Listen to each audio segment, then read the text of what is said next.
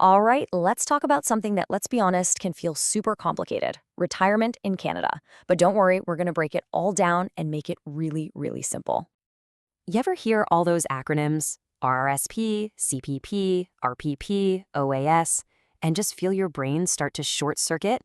Yeah, you are not alone. It feels like this big, messy alphabet soup, right? But I promise you, it actually makes a lot of sense once you see the big picture. So here's the trick.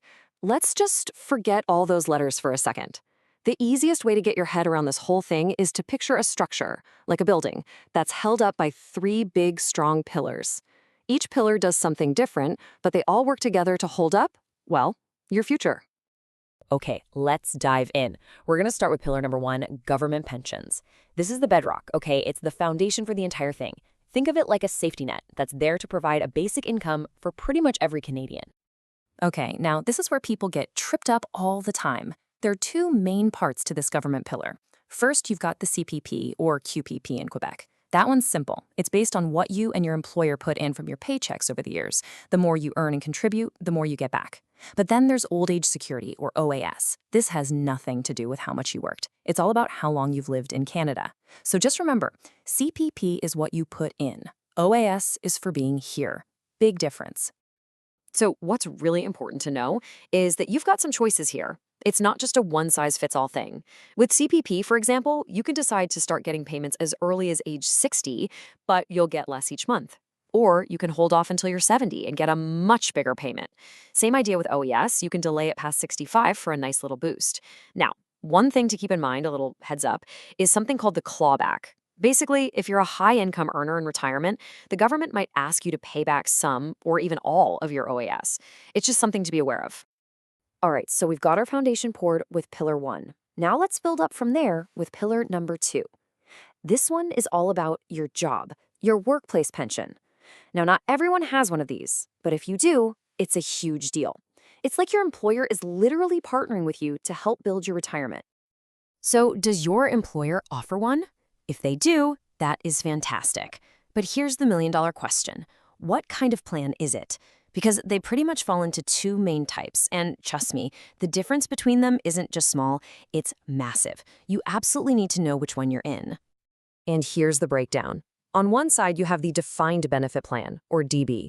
The name says it all. The benefit is defined. It's a promise. You're guaranteed a specific, predictable paycheck every month for the rest of your life. The company takes on all the risk to make sure that money is there. On the other side, you have the Defined Contribution, or DC plan. See the difference? Here, the contribution is defined.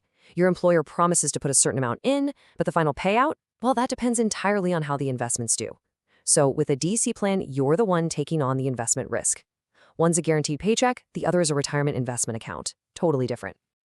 Okay, on to our third and final pillar. And this one is all you. It's the part that you have the most control over, the part you build yourself with your own personal savings. And the number one tool in Canada to do this? The good old RRSP. So what exactly is a registered retirement savings plan? Well, don't let the long name fool you. It's not just some boring savings account. It's actually a really powerful account that the government created for a very specific reason: to give you some pretty awesome tax breaks to encourage you to save for your own future. This is where the real magic happens. It works in 3 simple steps. Step 1, you put money in and you get a tax break on it right now. That means you pay less income tax this year. Pretty cool, right? Step 2, while your money is sitting inside the RRSP, it grows completely tax-free. No taxes on interest, no taxes on your investment gains. Nothing. And step 3, you only pay tax way down the road when you take the money out in retirement. And the thinking is, by then, you'll probably be in a lower tax bracket anyway. It's a pretty sweet deal. And get this, the RRSP isn't only for retirement. It has these cool, secret features. The most famous one is the home buyer's plan. It lets you take out up to $60,000 from your own RRSP tax-free to use for a down payment on your first home. Think about that. You're basically borrowing from yourself, and then you just have to pay it back over the next 15 years. It's a game changer for a lot of first-time buyers. And the superpowers don't stop there.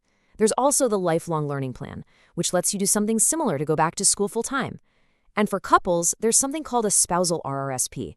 This is a really smart strategy, where the spouse with the higher income can contribute to the other's RRSP. They get the tax deduction, and it helps balance out your incomes when you both eventually retire. It's all about giving you options. Okay, so let's just zoom out for a second and look at the whole picture. When you put these three pillars together, it's not a confusing mess of letters anymore, is it?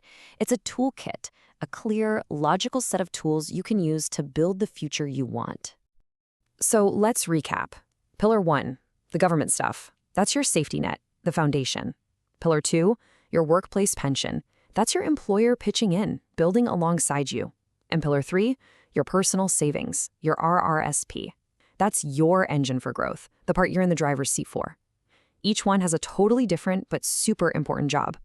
So there you have it. The alphabet soup is gone. Now you have a simple framework. And really, the big question for you to think about is, which of your pillars needs some work? Is your foundation solid? Are you taking advantage of your workplace plan? Are you building up that third pillar yourself? Because at the end of the day, a secure retirement isn't about being some financial genius. It's just about knowing which pillar you need to focus on building next.